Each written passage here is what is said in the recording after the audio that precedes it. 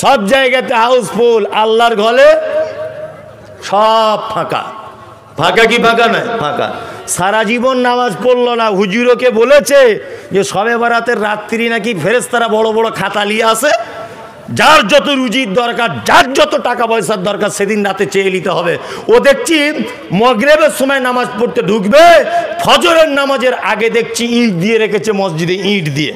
হ্যাঁ, ও চাচা ইট দিয়ে এলে কেন? বলছে মাথা খারাপ, আজকে সুযোগ এসেছে, আজকে ফেরেশতারা খাতা নিয়ে মসজিদে ঢুকবে, আজকে মিস করা যাবে না, ওই জন্য কাতারে জায়গা পাবো না বলে আগে থেকে ইট দিয়ে দখল করে রেখেছি। অথচ হারামখোর সারা জীবন মসজিদে যায় নাই। কি বলছি বুঝতে পারছেন না? কোনোদিন মসজিদে যায় না, শবে বরাতে গিয়ে আবার কেউ কেউ দেখছি হালুয়া রুটি খেয়ে, নিজে তো জনমের খাওয়া খেলো, তারপরে দেখছি দুতলার চিলেকোটাতে রেখে এসেছে। হাগো খালা, চিলেকোটাতে হালুয়া রুটি রেখে এলে কেন? বলছে ওরে বাবা, আমার শ্বশুর মারা গেছে 30 বছর আগে, শবে বরাতে রাত্রেবেলা তাদের রুহগুলো বাড়িতে আসবে, ছাদের উপরে ওই জন্য রেখে এসেছি, এসে খেয়ে যাবে। এগুলো হচ্ছে কি হচ্ছে না? হচ্ছে কি হচ্ছে না? আবার কেউ কেউ বলছে উরি বাবা রে, নবীর দাঁত ভেঙে দিয়েছিল মুমতাজুল ইসলাম, দেখ কত বড় বক্তা, কিন্তু বদমায়েশ লোক, এই নবীকে ভালোবাসে না। দেখ নবীর মা মেরে দাঁত ভেঙে দিল, নবী হালুয়া রুটি খেয়েছিল, ওই জন্য আমরা হালুয়া রুটি খাই। ও নবীর ভক্ত প্রেমিক, নবীর যদি দাঁত ভেঙে দেয়, তোমার যদি মন খারাপ হয়, তুমি নিজে দুটো শিল নোড়া দিয়ে বা পাথর দিয়ে দুটো দাঁত ভাঙো না দেখি সেদিন, তবেই বলবো তুমি নবীর প্রেমিক। হ্যাঁ, নবী আলুয়া রুটি খেয়েছিল বলে আলুয়া রুটি খাচ্ছ, নবীর দাঁত ভেঙেছিল, দাঁতটা কবে ভাঙবে? হে, কত বড় মৃত্যু! উহুদের যুদ্ধ হয়েছে শাওয়াল মাসে। কোন মাসে?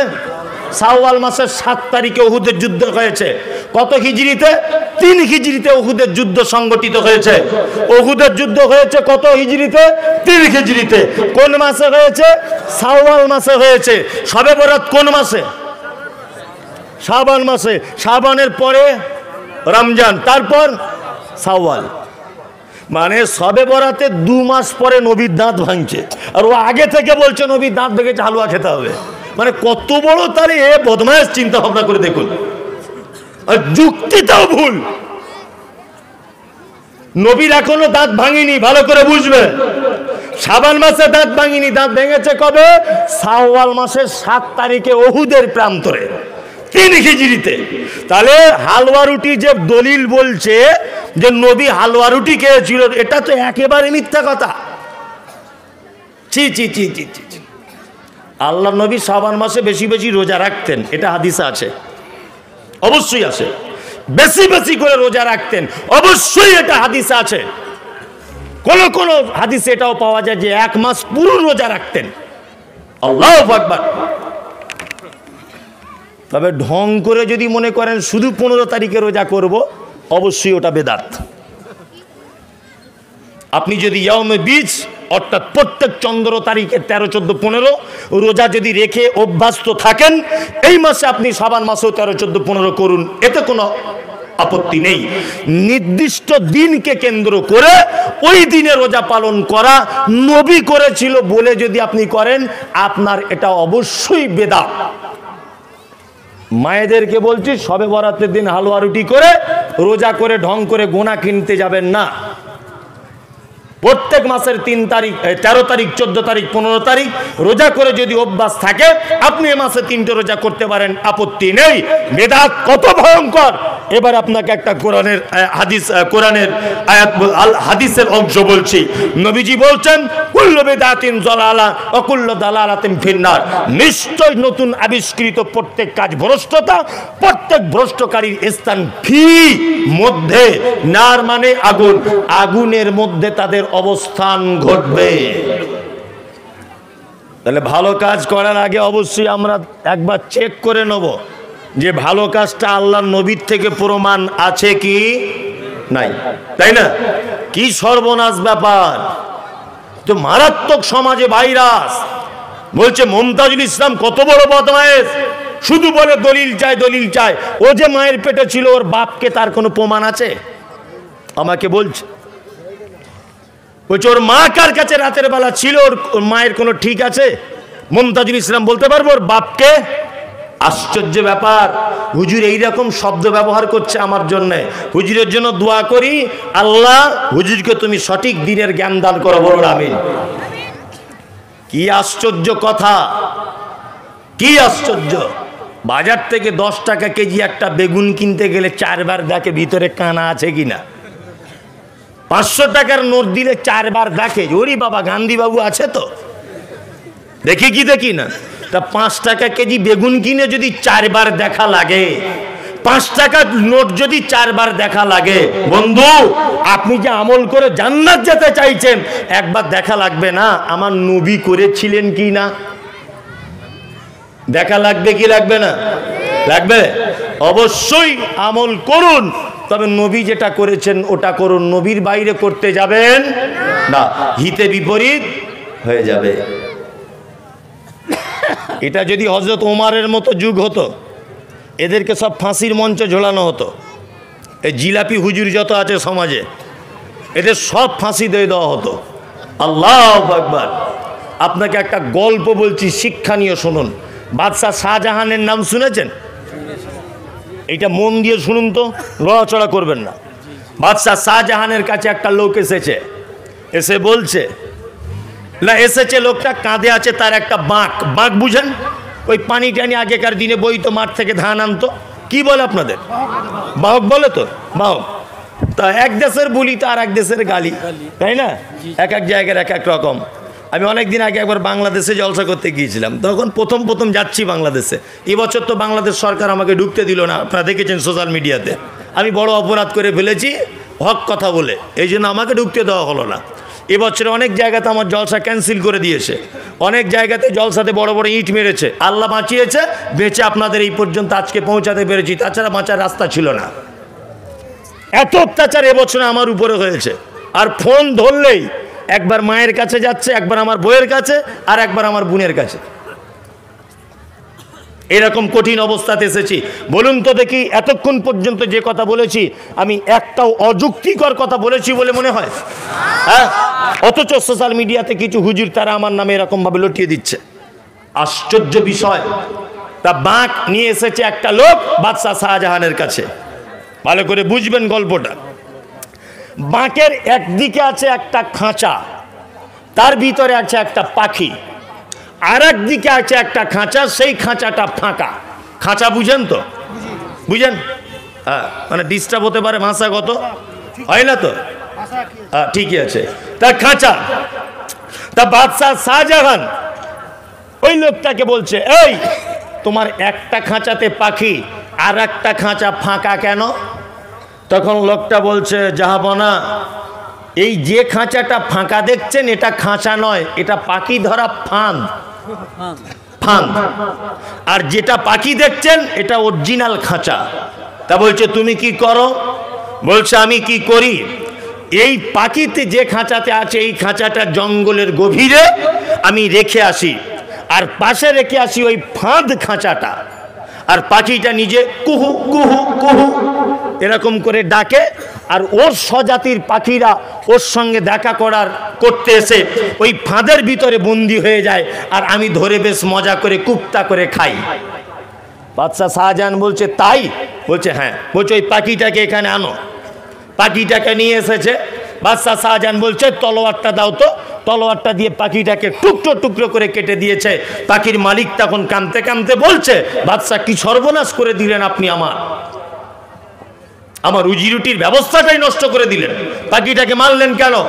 বাদশাহ শাহজাহান বলছে, শোনো পাখির মালিক, যে পাখি মিথ্যা অভিনয় করে তার স্বজাতিকে মালিকের ফাঁদে ফাঁসিয়ে দিয়ে খাদ্য খাবারের উপযুক্ত করে দেয়, আমি বাদশাহ শাহজাহান ওই পাখিকে পৃথিবীতে বাঁচিয়ে রাখতে ভালো মনে করি না। আমিও মুমতাজুল ইসলাম বলছি, যারা হুজুরের ভ্যাক করে, বড় পাঞ্জাবি পরে, মাথায় টুপি দিয়ে, সবুজ ক্যালারের বড় 12 হাত পাকড়ি পরে জাতিকে যারা বেদাতের ভিতরে ঢুকিয়ে দিয়ে, শিরকের ভিতরে ঢুকিয়ে দিয়ে জাহান্নামের পথে নিয়ে চলে যাচ্ছে, আমি মুমতাজুল ইসলাম বলছি, এ যুগ যদি হযরত ওমরের মতো হতো, এ জামানা যদি হযরত উসমানের খলিফার পথ যদি থাকতো, এই জামানা যদি আবু বকরের হতো, অবশ্যই এই 2 নম্বরের হুজুরকে জেলখানাতে ভরে রাখা হতো, আর না হলে ফাঁসির কাস্টে ঝুলিয়ে দেওয়া হতো। কারণ মিথ্যা অভিনয় করে জাতিকে জাহান্নামের পথে নিয়ে যাচ্ছে। মিথ্যা কথা বলে, ডাহা মিথ্যা কথা বলে, কত বড় বদমাইশ। আল্লাহকে ডাইরেক্ট পাওয়া যায় কি যায় না? যায়। হুজুর বলছে ডাইরেক্ট পাওয়া যায় না, মাধ্যমে তবে পেতে হয়। মানে আমার বাপের কবরে এসো, বড় একটা চাদর চড়িয়ে দাও, আমার বাপ তোমাকে জান্নাতে নিয়ে যাবে। তোমার বাপই তো কিয়ামতের মাঠে নৌকা চালাবে, ও কাকে বাঁচাবে? আশ্চর্য ব্যাপার। কেউ কিয়ামতের মাঠে কাউকে বাঁচাতে পারবে না। গোটা কিয়ামতের মাঠ কেমন পরিস্থিতি হবে আল্লাহ কোরআন মাজিদে বলছেন, ইয়াউমা তারাউনাহা তাযহালু কুল্লু মুরজিআতিন আম্মা আরজাত ওয়া তাযাউ কুল্লু যাতি হামলিন হামলাহা ওয়া তারান নাসা সুকারা ওয়া মা হুম বিসুকারা ওয়ালাকিন্না আযাবাল্লাহি শাদীদ। কিয়ামতের মাঠে একদম গর্ভবতী মা তার বাচ্চা এমনিতেই হয়ে যাবে, বুঝতে পারবে না। কিয়ামতের মাঠে দুগ্ধদানকারিণী মা তার বাচ্চাকে দুধ পান করাতে ভুলে যাবে। মানুষগুলিকে দেখতে পাওয়া যাবে মাতালের মতো তারা ঘুরছে। আল্লাহ বলছে আমা হুম বিসুকারা, একজনও তারা মদ পান করেনি। ওয়ালাকিন্না আযাবাল্লাহি শাদীদ, আমার কঠিন আযাবের ভয়ে তারা তত্তর করে কাঁপবে মাতালের মতো করে। সমস্ত মানুষ যাবে আদম আলাইহিস সালামের কাছে। আদম আলাইহিস সালামকে গিয়ে বলবেন যে আপনি তো আবুল বাশার, আপনি তো সারা পৃথিবীর সমস্ত মানুষের পিতা, আপনি আমাদের জন্য একটু সহযোগিতা করুন। আদম আলাইহিস সালাম তখন বলবেন যে আমি আমার বেটা, নিজের বেটা মার্ডার কেসের আসামি, আমি আল্লাহর দরবারে কি করে মুখ তুলে কথা বলবো? আদম পৃথিবীর সব থেকে আদি পিতা আমাদের, তিনি নবী প্রথমেই। আদম আলাইহিস সালাম বলবেন আমার বেটা নিজে মার্ডার কেসের আসামি, হাবিল কাবিল মার্ডার কেসের আসামি, আমি কি করে আল্লাহর দরবারে কথা বলবো? মানুষ ঈসার কাছে যাবে, ঈসা বলবে আমি বড় বিপদে আছি, কারণ হচ্ছে এই আমাকে মানুষেরা আল্লাহর পুত্র বলে দিয়েছে, তাই না? সব নবীরা এরকম ভাবে ফেরত দিয়ে দিবে। আল্লাহর নবী সাল্লাল্লাহু আলাইহি ওয়াসাল্লামের কাছে আসবেন, তখন বিশ্ব নবী সাল্লাল্লাহু আলাইহি ওয়াসাল্লাম সিজদাতে পড়ে থাকবেন। একজন মাত্র নবী, তিনি শুধু কিয়ামতের মাঠে বলবেন ইয়া উম্মতি ইয়া উম্মতি ইয়া উম্মতি। তার মানে বোঝা গেল একজন নবী পর্যন্ত তার বেটাকে বাঁচাতে পারবে না। একজন নবী পর্যন্ত মানুষকে বাঁচানোর ক্ষমতা রাখে না কিয়ামতের মাঠে। অথচ এ বলছে, কি বলছে? বলছে আমার বাপ, চাচা, আমার দাদু সবাই তোমাদের বাঁচিয়ে দিবে, তোমরা আমাদের মাজারে এসো। আশ্চর্য মলম। কি বলছি বুঝতে পারছেন না? বলছে আল্লাহকে ডাইরেক্ট পাওয়া যায় না। আমি মমতাজুল ইসলাম আমাকে বলছে এই গাছে উঠতে গেলে ডাল ধরে উঠতে হয়। আমি বলেছি তোর গাছের 12টা বাজাবো, আমি নারকেল গাছে উঠবো, তোদের গাছেই চাপবো না। যে গাছের ডাল থাকে ও গাছেই উঠবো না, নারকেল গাছে উঠবো। কি বলছি বুঝতে পারছেন না? হ্যাঁ, কঠিন ব্যাপার। প্রত্যেকে মাজারে দেখবেন, প্রত্যেক মাজারে। মানে এদের শিক্ষা কেমনভাবে দিতে হবে জানেন? একটা ছেলে রাতে স্বপ্ন দেখেছে, রাতে স্বপ্ন দেখেছে একটা, ছেড়ে দিব বক্তব্য? হ্যাঁ হ্যাঁ, একটা ছেলে রাতে স্বপ্ন দেখেছে। কি স্বপ্ন দেখেছে জানেন? স্বপ্ন দেখেছে নিয়ে পীর সাহেবের কাছে ব্যাখ্যা করতে এসেছে। বলছে পীর সাহেব আমি স্বপ্ন দেখছি আপনার হাতে আছে খাঁটি মধু আর আমার হাতে আছে পাতলা পায়খানা। পীর সাহেব তখন বলছে দেখবি না আমার কেরামতি কত, তোর হাতে পায়খানা তো হবেই, তুই মুরিদ আর আমি পীর, তোর থেকে আমার দাম তো বেশি হবেই, আমার হাতে ওই জন্য মধু। তখন ছেলেটা বলছে পীর সাহেব আমার স্বপ্ন এখনো শেষ হয়নি। তা বলছে বল। বলছে আমি তারপরে দেখছি যে আপনি আমার হাতটা চেটে খাচ্ছেন আর আমি আপনার হাতটা চেটে খাচ্ছি। বলছে ব্যাখ্যা এখন দেওয়া যাবে না, 3 বছর পরে। বুঝতে পারছেন না? হ্যাঁ, এদের এই রকমভাবে শিক্ষা দেওয়া দরকার। সারা ভারতবর্ষে নয়, সারা ভারতবর্ষে যত মাজার আছে প্রত্যেক মাজারে ঢোকার আগে দেখবেন কিছু লোক থালা নিয়ে বসে থাকে, থাকে না? লা ইলাহা ইল্লাল্লাহ, আব্বা দুটো ভিক্ষা দাও। লা ইলাহা ইল্লাল্লাহ, কানা খোড়ার আল্লাহ রাস্তায় ভিক্ষা দাও। আল্লাহকে দাও, আমাকে দাও, আল্লাহকে পাবে। 1 টাকা দিলে 5 টাকা পাবে, বলে কি বলে না? বলে বলে। আর ভিখারিরা মাজারের বাইরে রাস্তাতে বসে আছে। আর একটা লোক দেখছি স্করপিও গাড়ি করে গাড়িটা সাইডে রেখে এদেরকে টপকিয়ে দিয়ে চলে গেল, গিয়ে মাজারের সেজদা দিয়ে পড়ে বলছে আল্লাহ, অলি সাহেব, পীর বাবা, ব্যবসায় 13 কোটি টাকা লস, একটু ব্যবস্থা করে দাও। হ্যাঁ, এ কত বড় গরু। ফকিরেরা বুঝতে পেরে গেল মরা মানুষের কাছে মাল নাই, ওই জন্য জীবিত মানুষের কাছে থালা নিয়ে বসে আছে। আর এ গরু ডাইরেক্ট গিয়ে সেজদা মারছে। কি বলছি বুঝতে পারছেন? এ গরু কি গরু নয় তাহলে? এ গরু। আরে ভিখারি ব্যাপারটা বুঝতে পেরেছে, মরা মানুষের কাছে কিছু নাই, ওই জন্য জ্যান্ত মানুষের কাছে থালা নিয়ে বসেছে। আর এ গরু স্করপিও গাড়ি করে মরা মানুষের কাছে সেজদা দিয়ে লুটিয়ে পড়ে আছে। কি চিটিং বাজরে বাবা। আর পাশ থেকে একজন বলছে আমাদের আল্লাহর ওলি জীবিত থাকা অবস্থায় যত পাওয়ার ছিল মরার পরে পাওয়ার আরো 3 গুণ হয়েছে।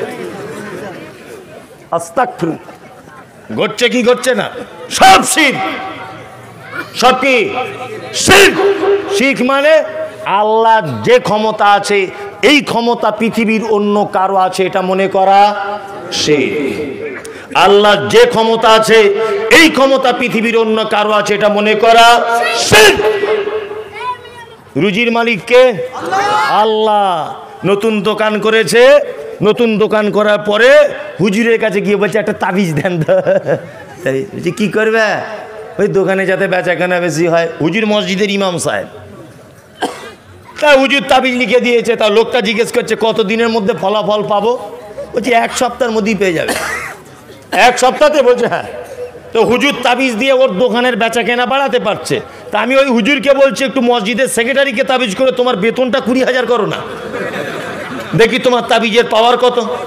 হ্যাঁ, একটা লোক বাস কিনেছে, বাস কিনে পীর সাহেবের কাছে গেছে তাবিজ আনতে। পীর সাহেব তখন হাতটা দেখে বলছে ওরে বাবা, তো মারাত্মক ব্যাপার। আর চিটিং বাসদের যা হয় মারাত্মক ব্যাপার। বলছে কি ব্যাপার?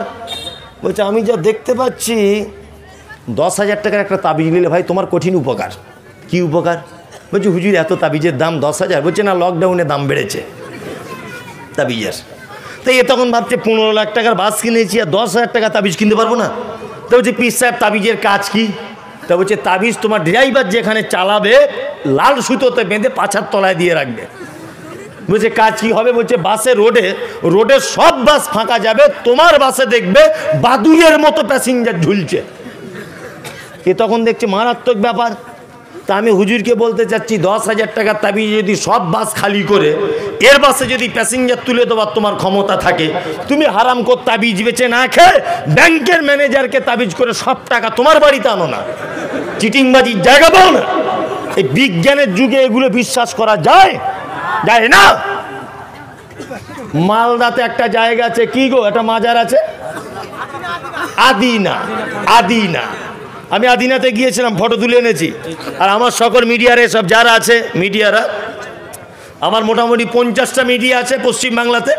তার মধ্যে এখানে কজন এসছে, বিভিন্ন জায়গা বিভিন্ন আছে। আর আমার মাদ্রাসায় প্রোগ্রাম আছে, জলসা আমার মাদ্রাসায় 16ই মার্চ। সেদিন ইনশাল্লাহ সবাই মোবাইল নিয়ে রেডি থাকবেন। 50-100টা মোবাইলে সেদিন লাইভ চলবে ইনশাল্লাহ, 100টা মিডিয়া থাকবে ইনশাল্লাহ। তা যে কথা বলছিলাম, আমি গেলাম সেদিন আদিনার মাজারে। তা আমার একটা খুব ক্লোজ বন্ধু আছে, বন্ধু ছোট ভাইয়ের মতো, তার নাম মঞ্জুর, ওই কিষানগঞ্জের ওদিকে বাড়ি। আমাকে বলছে মাওলানা ওর ভিতরে দেখলাম একটা পুকুর আছে। পুকুর নাই? যারা গেছেন পুকুর আছে, পুকুর আছে। তা বলছে এই পুকুরের পানি সবাই তুলে নিয়ে যায়, যে বিভিন্ন মানত মেনে খায়। এই মনে মনে বলছে এটা যদি গরুকেও দেওয়া হয় গরু খাবে না, এত নোংরা পানি, এত নোংরা পানি। আর একটা দোকান, এই যে টুপিটা দেখতে পাচ্ছেন আদিনা থেকে কিনে এনেছি, সবাই এরা ছিল। তা আদিনার যেখানে টুপি কিনতে যাচ্ছি ওই লোকটা তখন বলছে এই তো সেই মাল। আমাকে দেখে বলছে এই তো সেই মাল, এই তো সেই মমতাজুল ইসলাম আমাদের বিরুদ্ধে বলে। বলছে আমাকে দেখে। আমি মনে মনে বলছে আজকে কি সব দেখতে এলেন? আমাকে বলছে কোনো জায়গায় ঝাড়বেন? নিশ্চয়ই ঝাড়বো, মানে মাল রেডি করতে এসেছি, এখানে কি হয় না হয়। আল্লাহু আকবার। মেয়ে ছেলেরা জীবনে স্বামীর কাছে রাতের বেলা থাকার টাইম পায় না। বলছে বৃহস্পতিবার রাত থেকে শুক্রবার সকাল পর্যন্ত বলছে ওই বাবার মাজারে সেজদা দিয়ে বসে থাকে যাদের বাচ্চা কাচ্চা হয় না। পীর সাহেবের ও স্বামীর কাছে থেকে বাচ্চা হওয়াতে পারে না, ও মরা মানুষের কাছে থেকে নাকি বাচ্চা হওয়াচ্ছে। এক কঠিন বোকা। পাগল কি আর গাছে ধরে? বাচ্চা দেওয়ার মালিক কে রাখে? কে? হায়াত মওতের মালিক আল্লাহ। পৃথিবীর কারো কোনো ক্ষমতা নেই। আছে? নাই। এবার একটা চমৎকার হাদিস বলছি। হযরত ওমরের নাম শুনেছেন? শুনেছেন তো? আল্লাহ নবী পৃথিবী থেকে চলে গেলেন। খুব মন দিয়ে এটা শুনুন, এটা আপনার কাজে লাগবে, খুব বড় দলিল এটা। আল্লাহ নবী পৃথিবী থেকে চলে গেলেন। হযরত ওমর তখন খলিফা, আমিরুল মুমিনিন। হযরত ওমরের জামানায় অনাবৃষ্টি, আসমানে বৃষ্টি নাই। তার লোক সব দল বেঁধে এসেছে হযরত ওমরের কাছে, এসে বলছে, ওমর আপনি একটু দোয়া করে দেন না যাতে আসমান থেকে বৃষ্টি হয়। ওমর তখন বলছে, শোনো, আল্লাহ নবী বেঁচে থাকা অবস্থায় নবীজি দোয়া করতেন, দোয়ার বরকতে পানি হতো। তা নবীজি এখন পৃথিবীতে বেঁচে নাই, এক কাজ করো, নবীর চাচা বেঁচে আছে, তার নাম আব্বাস, তোমরা আব্বাসের কাছে যাও। আব্বাসের কাছে লোক গেল, গিয়ে আব্বাসকে বলছেন, আপনি তো নবীর চাচা, আপনাকে খুব ভালোবাসি, নবী তো পৃথিবীতে নেই, চাচা হিসেবে আপনাকে খুব ভালোবাসি, আপনি দয়া করে একটু আল্লাহকে বলুন, আমাদের মাঠের ফসলগুলো সব মারা যাচ্ছে, আল্লাহকে বলুন। হযরত আব্বাস হাত দুটো তুলে বলছেন, আল্লাহ, নবীর চাচা বলে তারা আমাকে ভালোবাসে, আমি দোয়া চাইছি, এই বিপদগ্রস্ত কৃষক মানুষদেরকে তুমি পানি দিয়ে তাদেরকে সবুজে ভরে দাও, জমিতে, মাঠে, খালে, বিলে। আসমান থেকে অঝরে বৃষ্টি ঝরতে লাগলো। বলুন তো দেখি, হযরত ওমর এটা বলতে পারতেন কি পারতেন না? এই নবী নেই, তাই কি হয়েছে? ওই দেখো মদিনাতে আল্লাহর নবীর কবর, তোমরা মদিনায় আল্লাহর নবীর কবরে গিয়ে দোয়া চাও, আসমান থেকে বৃষ্টি হবে। হযরত ওমর বলতে পারতেন কি পারতেন না? কার কাছে পাঠালেন? আব্বাসের কাছে। মানে হযরত ওমরও জানেন নবী পৃথিবীতে নেই, নবীর আর কোনো ক্ষমতা নাই। আশ্চর্য ব্যাপার। আর এ বলছে হুজুরের মরার পরে ক্ষমতা আরো বেড়েছে। আল্লাহ তুমি জাতিকে হেফাজত করো, বলুন আমিন।